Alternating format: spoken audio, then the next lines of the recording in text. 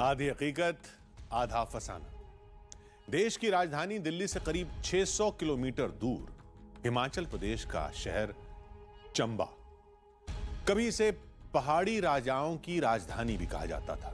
लेकिन आज न तो कहानी किसी राजा की है और न ही किसी रानी की। आज कहानी उस मंदिर की देवी की है जिनके चमत्कारों की कहानियां चंबा के चप्पे चप्पे में दर्ज हैं। उस मंदिर को लोग भलई माता के मंदिर के रूप में जानते हैं। दावा किया जाता है कि मंदिर से जुड़ी देवी के चमत्कारों की ऐसी कहानियां हैं जो विज्ञान के नियमों को भी चुनौती देती हैं। इसलिए जहां चुनौती वहां हमने तय किया कि हम भी देवी से जुड़ी उन कहानियों को टटोलेंगे। हम समझेंगे कि आखिर भलई माता के मंदिर में ऐसा क्या है जो वैज्ञानिकों के लिए भी पहेली बना हुआ है।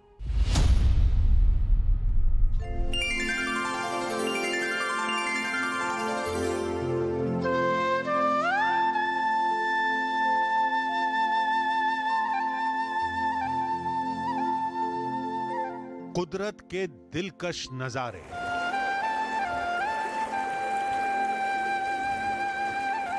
बर्फ की सफेद चादर से ढके पहाड़, कल कल बहते दरिया की सम्मोहित कर देने वाली आवाज,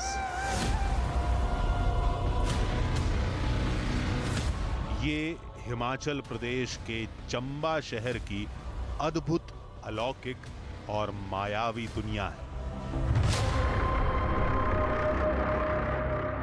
यहां जितने खूबसूरत रंग प्रकृति के हैं, उतने ही आस्था के, उतने ही भक्ति के और उतने ही भलई माता की शक्ति के।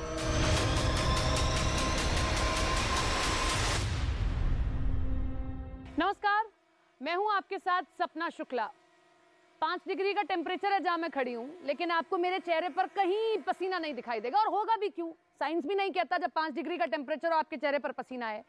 लेकिन यहां आकर एक वैज्ञानिक दावा फेल हो रहा है। मेरे पीछे आप भलई माता का ये मंदिर देख रहे हैं। हिमाचल प्रदेश के चंबा में ये मंदिर है, और यहाँ की मान्यता, यहाँ का दावा ये है कि यहाँ जो माँ की मूर्ति है उनके चेहरे पर पसीना आता है, टेम्परेचर कोई भी हो। तो हम भी दंग रह गए। अब इसी रहस्य की पड़ताल करने के लिए, सच को देखने के लिए आधी हकीकत आधा फसाना की टीम पहुंची है इस मंदिर में, और हम भी उस सच को जानने, देखने और समझने की कोशिश करेंगे। इस दावे के सहारे आधी हकीकत आधा फसाना की टीम बढ़ चली उस रास्ते पर जो जितना खूबसूरत था उतना ही रहस्यमयी। खतरनाक पहाड़ी रास्तों से गुजरते हुए हमारी टीम उस पहले पड़ाव तक पहुंच गई जहां से भलई माता के चमत्कार की कहानियां शुरू होती हैं, यानी मंदिर का पहला प्रवेश द्वार। तो लो जी, जिस मंदिर की खोज में हम निकले हैं, भलई माता का मंदिर, आप देख पा रहे होंगे, ये आपको मुख्य द्वार दिखाई दे रहा होगा। हम उसके सबसे अहम पड़ाव यानी कि पहले पड़ाव पर पहुंच गए हैं। अब इसके बाद हम अंदर जाएंगे और जो सच हम सुनते हुए आ रहे हैं यहाँ के लोगों से या हमने पढ़ा, अब उस सच को जाकर हम खुद देखने की कोशिश करेंगे कि आखिर वाकई क्या माँ को पसीना आता है। मंदिर के मुख्य द्वार से जैसे ही हमने अपने कदमों को आगे की तरफ बढ़ाना शुरू किया, वैसे ही हमारी नजर इस बोर्ड पर टिक गई जिस पर मंदिर के अतीत और चमत्कारों से जुड़ी कहानियां दर्ज थीं। जो बोर्ड पर लिखा हुआ था वो मेरी उत्सुकता और बढ़ा रहा था। मैं आपको पढ़कर सुनाती हूँ। ये देखिए कैसे यहाँ पर लिखा गया कि जो गृह भाग में माँ की लगभग 2 फुट ऊंची प्रतिमा है, मूर्त है। श्रद्धालुओं का विश्वास है कि श्रद्धा पूर्वक पूजा अर्चना करने से माँ की प्रतिमा से पसीना निकलता है, जो हम पढ़कर आए थे या जो हमने यहाँ के लोगों से सुना। लेकिन इसी बीच कैसे यहाँ आई, ये एक स्वयंभू मूर्ति है, ये कहा जाता है। कैसे आई, एक राजा हैं, उनको माँ ने सपना में दर्शन दिया और उसके बाद उन्होंने अपने बारे में बताया। लेकिन सिर्फ माँ की मूर्ति नहीं मिली, बल्कि माँ ने यह भी कहा कि पत्थर के नीचे धन के 3 चरखे हैं, आप यहाँ आकर उसे ले जाओ, यानी कि धन भी मिला है। बोर्ड पर लिखी इन्हीं कहानियों ने हमारे कदमों को भलई माता के मंदिर की तरफ मोड़ा था। लेकिन 2 कहानियां बेहद चौंकाने वाली थी। एक कहानी मंदिर में महिलाओं के प्रवेश निषेध से जुड़ी हुई थी। दरअसल यहाँ ये लिखा हुआ है कि न केवल इतना कहा, मां ने ये चेतावनी दी कि मंदिर में महिलाओं का प्रवेश वर्जित रहेगा। अब ऐसे में मैं कैसे जा पाती, ये मेरे मन में सवाल आ रहा था। लेकिन इसी बीच एक नीचे लाइन और मुझे दिखाई दी कि एक और मां की उपासक ने दुर्गा देवी को स्वप्न में देखा और दर्शन किए और अनुमति दे दी। तब से महिलाएं भी यहाँ दर्शन कर रही हैं, मतलब मैं भी जा सकती हूँ अंदर। दूसरी कहानी थी मूर्ति की चोरी की। एक नीचे जो लाइन लिखी है ये बड़ा ऐसा एक उत्सुकता पैदा कर देती है कि एक बार कुछ लोग आए, माँ की मूर्ति को चुराने की कोशिश की, लेकिन चुरा कर ले जा नहीं पाए। जो माँ को चौहड़ा पुल तक ही ले जा पाए और वहां जाकर अंधे हो गए। यानी कि यहाँ की महिमा इतनी है, लोग ये तक कहते हैं कि माँ की मूर्ति 2 बार चुराने की कोशिश की गई, लेकिन थोड़ी दूर तक वो पहुंच पाए और उसके बाद वो अंधे हो गए या जा नहीं पाए। हमें दोनों ही बातों को समझना था, लेकिन भले ही माता की मूर्ति चोरी वाली कहानी से पहले हमें उस कहानी को समझना था जिसमें मंदिर के भीतर महिलाओं का प्रवेश वर्जित वाली बात कही गई थी। क्योंकि अगर मंदिर में पहुंच ही नहीं पाए तो भले ही माता की मूर्ति पर आने वाले पसीने की कहानी को कैसे समझेंगे। दुर्गा बहन जी जो चंबा से थी, ये ब्रह्मचारिणी थे और छोटे जो बच्चों को पढ़ाते थे वो, तो उनको स्वप्न हुआ कि माता ने बोला कि मैं औरतों के लिए ये खोलना चाहती हूँ, तो आप सबसे पहले यहाँ मेरे भवन में आइए। तो पहले दिन जब वो गए तो पुजारियों ने जाना नहीं दिया कि भाई यहाँ तो बंद है। तो रात को फिर दोबारा माता ने कोई अपना विराट रूप ऐसा दुर्गा बहन जी के साथ हम मिले हुए हैं। अभी तो उनकी डेथ हो गई है। तो उन्होंने बोला कि दूसरे दिन फिर माता ने ये कहा कि आपको कोई भी रोकेगा आप जाइए। तो 4 बजे वो सुबह उठ के जैसे ही मंदिर खुला तो वो सबसे पहले गई। उसके बाद औरतें जाना शुरू हुई। यानी हम मंदिर के अंदर जा सकते थे। आधी हकीकत आधा फसाना की टीम तेजी से मंदिर की तरफ बढ़ने लगी। हाड़ कपाने वाली सर्दी और थका देने वाले सफर के बाद आखिर हम भले ही माता के मंदिर पहुंच गए।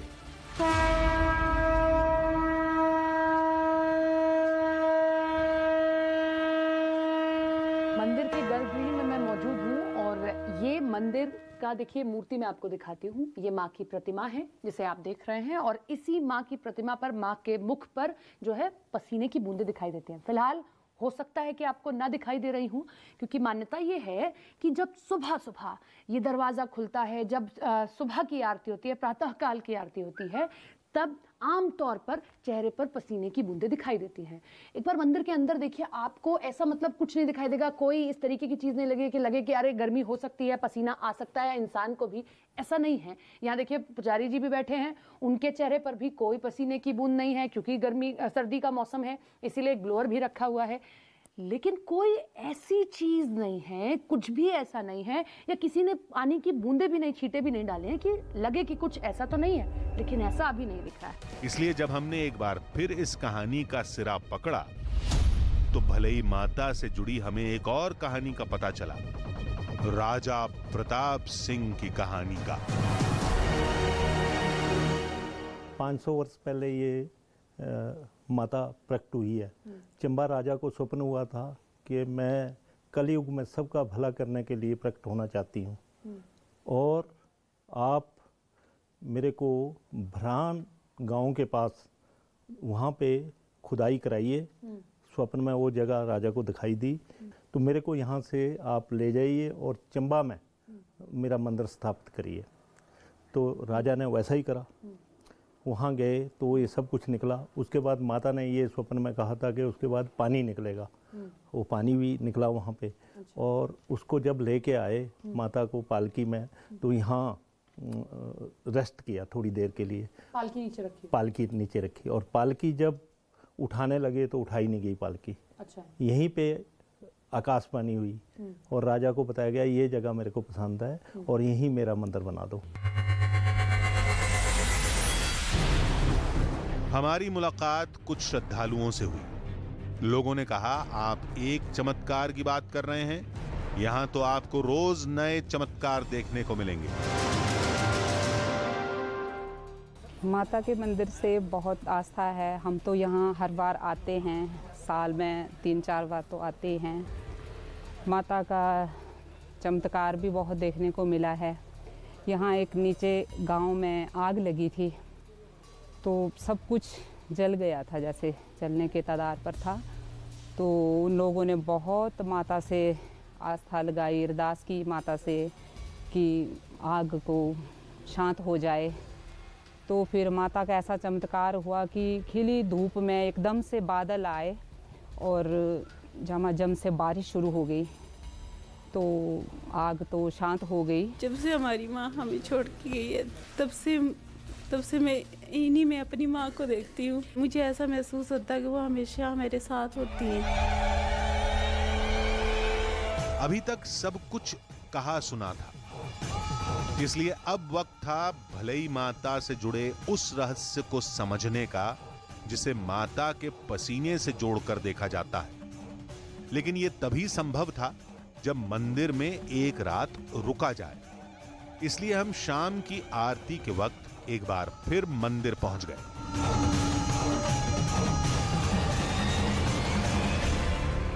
मंदिर और मंदिर में आते श्रद्धालुओं से आपने बात की, आपने बात सुनी और उनके दावे भी सुने।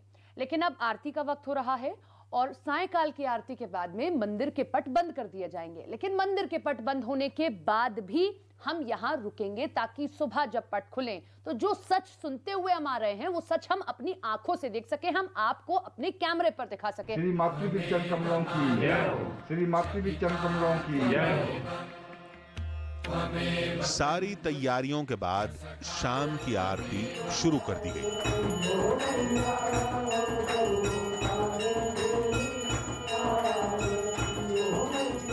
और अब वक्त था मंदिर के कपाट बंद करने का। शयन आरती अब खत्म हो गई है और शयन आरती के बाद की प्रक्रिया यही होती है कि माँ को अब देखिए शयन कराया जाएगा। माँ की सेज जो है तैयार की जा चुकी है और लाइट्स भी पूरी तरीके से बंद मंदिर के अंदर की कर दी गई है, मंदिर के गर्भगृह की। पंडित जी आगे की क्या प्रक्रिया है? बस अब सेल लगा के पूरा मंदिर बंद कर देना हमने। पूरा मंदिर बंद हो जाएगा। अच्छा, अब मंदिर बंद कर रहे हैं हम। हाँ, ये मंदिर बंद कर दिया गया है। ये आप देख सकते हैं ताला पंडित जी ने इस वाले इस पर भी लगा देना है। इसके बाहर है चैनर, इस पर भी पंडित जी ताला लगा देंगे। यहाँ पर भी ताला लगाएंगे पंडित जी? हाँ जी, यहाँ पर लॉक लगाना हमने और ये ताला बाहर भी लगाना है। पूरे गेट बंद कर देना है, पूरा मंदिर बंद कर देना है। लेकिन यहाँ हमारे लिए मुश्किल तब खड़ी हो गई जब पंडित जी ने मंदिर में रुकने से मना कर दिया। देखो जी, रात को कोई नहीं रुक सकता यहाँ पर। रात को कोई रुकने के वो नहीं है यहाँ पर। लेकिन हम आए ही इसी उससे हैं पंडित जी। आप आए तो ठीक है, लेकिन यहाँ पर कोई परमिशन नहीं है। पंडित जी नहीं माने, लिहाजा हमने मोबाइल पर मंदिर समिति के अध्यक्ष से संपर्क किया। जय माता दी कमल जी, ये मैं मंदिर के अंदर हूँ और मेरी तो आपसे पहले भी बात हुई थी कि मैं यहाँ रुकना चाहती हूँ, तो पंडित जी तो मना कर रहे हैं मेरे को। मैं यही हूँ ऑफिस में, मैं आता हूँ, आसपास ही हूँ, मैं आ रहा हूँ। आप तो जरा आ जाइए, इनको बता दीजिए। मैं आ जाता हूँ। हाँ हाँ, प्लीज प्लीज। Okay okay. कुछ ही मिनटों बाद मंदिर प्रबंधन समिति के अध्यक्ष हमारे सामने थे। पंडित जी, ऐसा है कि ये यहाँ पे सुबह देखेंगे माता का जो भी है, तो इनको हमने अलाउ किया हुआ है, परमिशन दी हुई। आप बोलते हैं तो ठीक है, लेकिन हम तो नहीं बोल सकते हैं। रुकने दे। ठीक है, बिल्कुल रुकिए। तो हमें परमिशन मिल गई है और अब हम रात भर यही रुकने वाले हैं। मंदिर में ठहरने की इजाजत हमें मिल चुकी थी। अब वक्त था रात के गुजरने का। ये चैनल बंद हो गया है, ये ताला लग चुका है। ये पहला चैनल जो कि बंद हुआ है और ये है दूसरा चैनल। आप देख सकते हैं ताला यहां भी लग चुका है, यानी कि अब इस मंदिर के गर्भगृह में मैं और मेरे कैमरा पर्सन के अलावा कोई और नहीं है। हमें अनुमति मिली, उसके बाद हम यहाँ रुके। ये माँ का मंदिर है, माँ अंदर विश्राम कर रही हैं, पंडित जी ने जैसा बताया, और दोनों चैनल पर ताले लग गए हैं। लेकिन हम कहे मुताबिक यही रुकने वाले हैं। कहते हैं जब लक्ष्य सामने हो, इंतजार की दूरी जरा बढ़ जाती है। ऐसा ही हमारे साथ भी हुआ। जिस मंदिर में रात के वक्त कभी कोई नहीं रुका, वहां रात का एक एक मिनट काटना कई घंटों जैसा लग रहा था।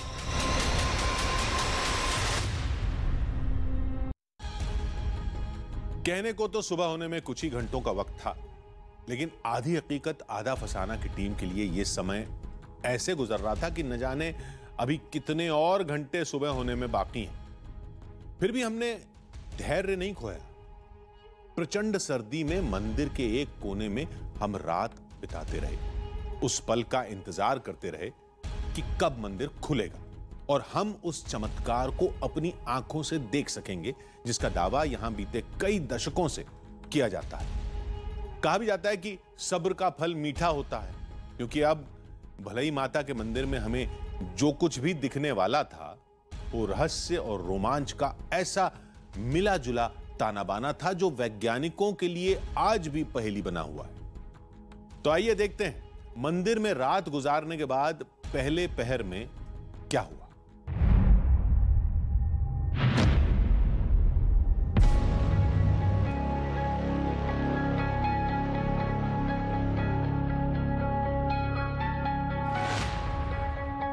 भलई माता के मंदिर में आखिरकार ठिठुरन भरी रात बीत गई।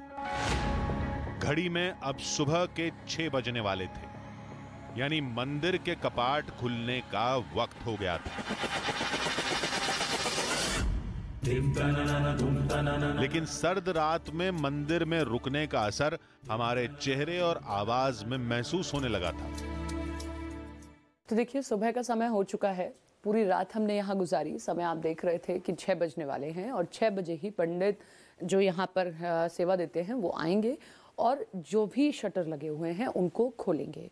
और उसके बाद जिसके लिए हमने पूरी रात इंतज़ार किया, हम वो अपने कैमरे में रिकॉर्ड करेंगे कि जिसके लिए हम इतनी दूर से चल कर आए, जिसके लिए हमें अलग अलग दावे चमत्कार बताए गए, अब हम उसे अपनी आंखों से देखेंगे। कुछ ही वक्त बाद पंडित जी भी आ गए।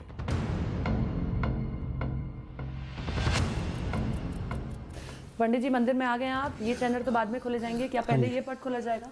हाँ जी, अब इसका अच्छा दरवाजा खोल दिया जाएगा। ठीक है, ठीक है। तो पंडित जी अब अपना ये चैनल खोलेंगे, पट खोलेंगे और उसके बाद जिसके लिए हमने पूरी रात इंतजार किया, अब वो हमारे सामने हमारे कैमरे पर होगा। दरवाजा खुलता हुआ,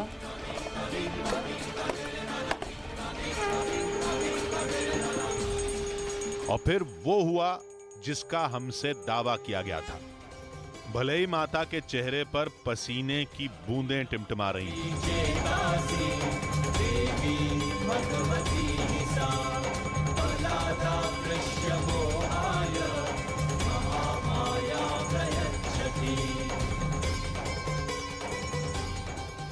ये देखिए, माँ के चेहरे पर आपको पसीने की बूंदें, या जो गीला चेहरा होता है, जब आपके चेहरे पर पसीना आता है वो तो आपके चेहरे पर दिखाई देता है, वो आपको माँ के चेहरे पर, माँ के स्वरूप पर दिखाई देगा। पूरा यहाँ से चेहरा गीला नजर आ रहा है, यानी कि जिसके लिए हम इंतजार कर रहे थे, जो हमें बताया गया, जो दावे, जो सच, जो चमत्कार बार बार यहाँ के लोग कह रहे थे, वो हमारे कैमरे में रिकॉर्ड होता हुआ आपको दिखाई दे रहा होगा। जैसे गर्मी में इंसानों के चेहरे पर पसीना देखा जाता है, ठीक वैसा ही भलई माँ के चेहरे पर दिखाई दे रहा था। कैसे इसे देखते हैं, क्या इसे कहेंगे? ये तो माँ का अपना ही चमत्कार है जी। इनको पसीना आता है जब इनको कोई खुशी वाली बात होती है, या कोई जब देवी प्रसन्न होती है, तब इनके शरीर पर जो है, इनके चेहरे पर पसीने की बूंदें उभरती हुई दिखाई देती हैं। ये सब कुछ हम ऐसे वक्त में देख रहे थे जब चंबा में कंपकपाने वाली सर्दी पड़ रही थी, यानी ऐसे वक्त जब पसीना निकलने का सवाल ही नहीं उठता। ये वाकई मैंने भी पहली बार देखा है। मतलब आज से पहले मैंने किसी ऐसी मूर्ति पर ऐसे पसीना नहीं देखा। चमत्कार आप आंखों से देख सकते हैं, आपको कैमरे में हम रिकॉर्ड करके दिखा रहे हैं। ये देखिए, ये कैमरे में आप देख सकते हैं कि ये क्या किसी मूर्ति पर पसीना हो सकता है, और तब जब टेम्परेचर 5 डिग्री का हो। अब ये पसीना है, नमी है, या इसकी कोई वैज्ञानिक वजह है, ये तो हम नहीं जानते, लेकिन लोगों के दावे में दम तो दिखाई दे रहा था। इसलिए अब कुछ और बातों को भी समझना था, और वो ये कि क्या माता की मूर्ति पर दिखने वाली ये बूंदें उसी वक्त से आती हैं जब मूर्ति प्रकट हुई थी। लोगों का कहना था कि इस सवाल का जवाब मूर्ति चोरी होने वाली घटना में छुपा है। ऐसा बताते हैं, जब इसको माता जी को उठा के ले गए चोर, तो जब ये चमेरा डैम के पास वहाँ पुल हुआ करता था, ब्रिज, तो वहाँ वो छोड़ के गए। तो डीसी साहब और एसपी साहब ने बोला कि देखो ये पत्थर की मूर्ति है, कोई इसका चमत्कार दिखाओ ताकि हम इसको चंबा ना ले जा करके यहाँ मंदिर में छोड़ जाएं। हमारे पिताजी ने, साधारण पंडित थे वो, उन्होंने पूजा वगैरह की माँ की, और माँ को बोला कि हे माँ, हम तो आपको मंदिर में लेकर के जाएंगे, आप इनको अपना चमत्कार दिखाओ। उसी वक्त माता की मूर्ति से पसीना आना शुरू हो गया। हमने पहले भी आपसे कहा था कि आध्यात्म और आस्था से जुड़ी कहानियों के कई सिरे होते हैं। यहां भी हमें एक और नई कहानी, एक और नए चमत्कार का पता चला। लेकिन इस नई कहानी को समझने के लिए हमें नदी के किनारे किनारे सफर को आगे बढ़ाना पड़ेगा।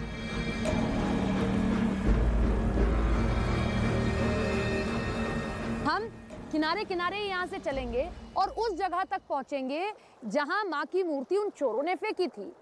कहीं कोई कारण वहां तो नहीं छुपा है, ये भी समझने की हम कोशिश करेंगे। रास्ता लंबा था, इसलिए आधी हकीकत आधा फसाना की टीम एक नाव में सवार हो गई।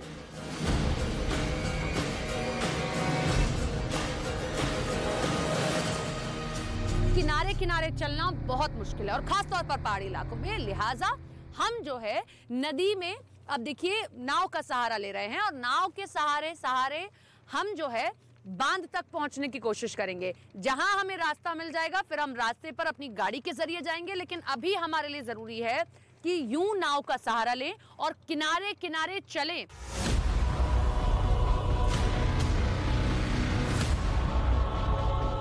बांध पर पहुंचने के बाद हमारी मुलाकात पीडब्ल्यूडी विभाग के पूर्व अधिकारी से हुई, जिन्होंने सबसे पहले हमें मूर्ति चोरी वाली घटना की आंखों देखी कहानी बताई। सुरेश जी हमारे साथ में हैं, और जिस वक्त डैम बना उस वक्त ये पीडब्ल्यूडी विभाग में जो है अधिकारी भी थे। अब तो रोड बन गया ये। हाँ। ये हाँ। वो नीचे रोड पानी में डूब गया है। अच्छा, मतलब आप ये कह रहे हैं कि तब डैम नहीं बना था? डैम नहीं था बना। हाँ। उस वक्त डैम नहीं बना था। हाँ। डैम का काम भी कोई कुछ नहीं था हाँ। उस वक्त हाँ। नाम निशान भी था। अच्छा। और हमारे को पता लगा कि वहाँ पर मूर्ति वहाँ पर आगे नहीं गई है। हाँ। डैम के पास ही है। तो डैम से, जहाँ पर डैम बना इस वक्त, इससे कोई 300 मीटर और 300 मीटर और एक पैराफिट था। हाँ। पत्थर का बना हुआ था। अच्छा। उसके ऊपर विराजमान रखी हुई थी। ये जगह देख रहे हैं आप, जो वो आपको पेड़ दिखाई देंगे, ये जो 2 पेड़ दिखाई दे रहे हैं, सड़क नीचे पूरी धंस चुकी है, और वहाँ इन्हें पत्थर थे, क्योंकि आम तौर पर जो ऐसी जगह होती है, अगर आसपास नदी है तो वहाँ पत्थर होते हैं बड़े बड़े, मैं सही कह रही हूँ? बड़े बड़े पत्थर होते हैं, और वहाँ इनको मूर्ति दिखाई दी। लेकिन इस कहानी के बाद उस शख्स ने हमें जो बताया वो और भी ज्यादा हैरान करने वाला था। सुरेश जी, क्या दिक्कत बता रहे थे? आपकी बड़ी दिक्कत आई, या तो बांध ही बनना बड़ा मुश्किल हो गया था? ऐसा तो कभी सुना ही नहीं हमने कि भाई कहीं बांध बनाना चाह रही है कंपनी तो बनेगी। नहीं, वो तो बन जाता है, लेकिन जब ये काम लगा ना तो इन देवी देवता को नहीं मानते थे ये। लोग कहते हैं कि भैया आ जाओ, पहले कुछ पूजा कर लो, कुछ मन्नत मांग लो, तो नहीं, तो इनका काम सुचारू रूप से चल रहा था। और जब पूरा इन्होंने फाउंडेशन तैयार कर दी, इसकी फाउंडेशन तैयार होगी, और बरसात में इतना पानी है ना, इनका जो अपना वर्कशॉप वगैरह सारा बह गई पानी में और सारा वॉश आउट, सारी मशीनें चली गई। फिर ये मान गए इन्होंने और प्रोजेक्ट के अधिकारी ये खुद गए फिर और माँ से भले माता गए वहाँ पर मन्नत मांगी। फिर यहाँ त्रिशूल लगाया आके, आज बिल्कुल त्रिशूल गया उधर मन्नत मांगी उन्होंने। और उसके बाद जब तक ये डैम पूरा तैयार नहीं हुआ तब तक बरसात हुई नहीं, उतनी बारिश ही नहीं हुई बारिश। अब ये सब कैसे हुआ, ये कहानियों की तरह ही रहस्यमयी है।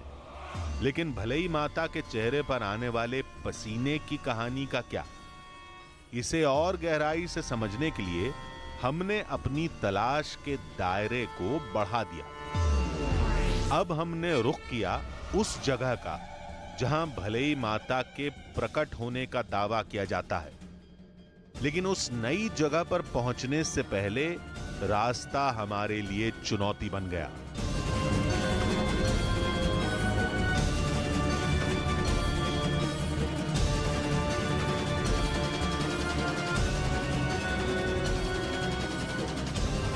रास्ता आपको दिखाती हूँ, बहुत उबड़ खाबड़ रास्ता है, लेकिन क्योंकि हमारी टीम ने ये ठाना है कि हम उस मंदिर तक भी जाएंगे जो वो मंदिर है जहाँ से प्रकट हुई थी माता। मैं एक बार आपको रास्ता दिखाती हूँ। मैं बस ये पत्थर ऐसा करके इसलिए आपको दिखा रही हूँ, ये देखिए, ये बहुत स्लिपरी है। ज़रा सा अगर पैर इधर उधर भी हुआ, आप भी आराम से खड़े होइएगा, अगर ज़रा सा भी पैर इधर उधर हुआ तो आप सोच सकते हैं क्या अंजाम होगा। और बीच बीच में पानी भी रिस रहा है, बीच बीच में रास्ता ऐसा है। ये और थोड़ा सा पीछे आऊँ, अब ये कर्व देखिए आप, ये कर्व ऐसा है कि उधर से आता हुआ हमको शायद ही कोई दिखाई दे, और आप रास्ता देखकर समझ पा रहे होंगे कि कोई और नहीं आता होगा, गाड़ी आना बड़ा मुश्किल है।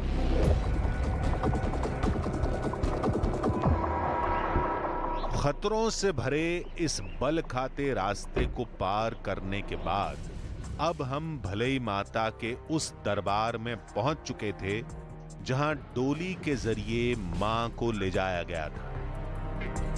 ऊपर जब चढ़े हैं तो ये वो मंदिर है, अब ये वो जगह है और ये मंदिर का गर्भगृह है। यहाँ पर भी एक माँ की मूर्ति है, आप देख सकते हैं। हालांकि ये वो मूर्ति नहीं है जो मूर्ति स्वयंभू रूप में प्रकट हुई है माता की, वो उसी मंदिर में रखी हुई है, लेकिन ये वो जगह जरूर है जहां से माँ प्रकट हुई है। मूर्ति आप देख सकते हैं, कुछ कुछ आपको वैसी ही दिखाई देगी, उतनी ही बड़ी आंखें माँ की है और कुछ वैसी ही प्रतिमा, लेकिन ये सिर्फ और सिर्फ वो जगह है जैसे माँ यहाँ से प्रकट हुई और यहाँ डोली के जरिए माँ को उस जगह तक ले जाया गया। भले ही माता से जुड़ी तमाम कहानियों को हम समझ चुके थे, लेकिन अब भी माता के चेहरे पर पसीने वाली बात हम सुलझा नहीं सके थे। ऐसा इसलिए भी था क्योंकि मंदिर के पुरोहित ने हमें यह भी बताया था कि मां के चेहरे पर किसी को पसीना दिखता है और किसी को नहीं।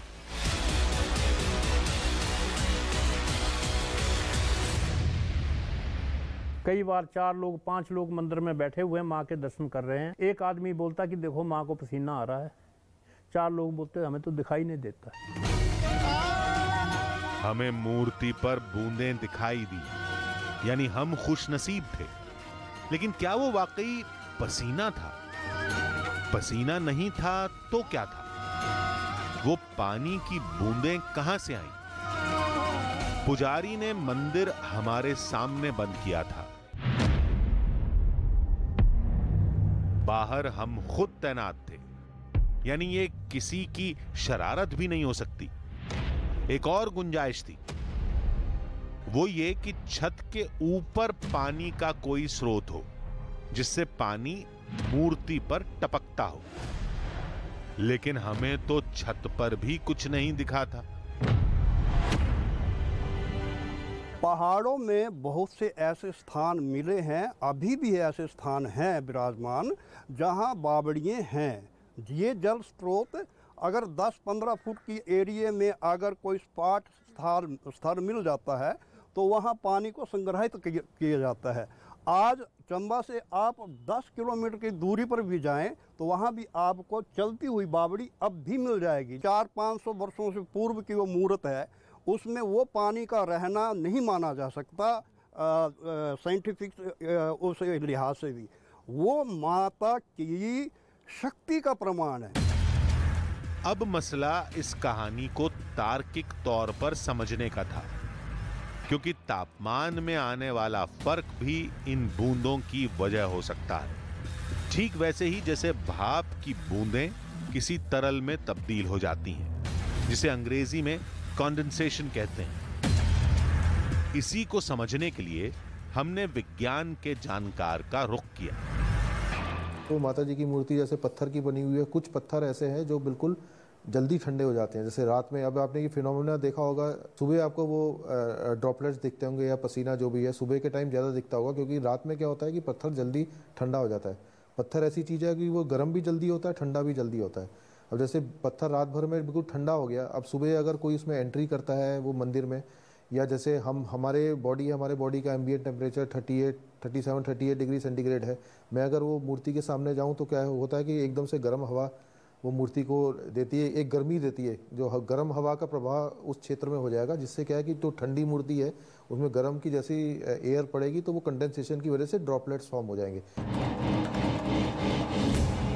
देवी के धाम में जिस पसीने वाली कहानी का जिक्र किया जाता है, उसका वैज्ञानिक आधार बिल्कुल अलग कहानी कहता है।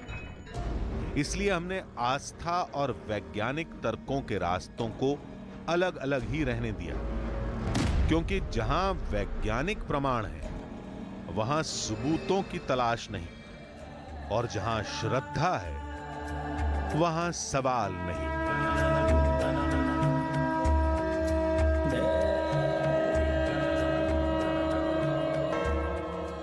देवी के धाम की इस कहानी में आज के लिए बस इतना ही। अगले हफ्ते होगी एक नई कहानी, एक नया बहाना। आधी हकीकत, आधा फसाना।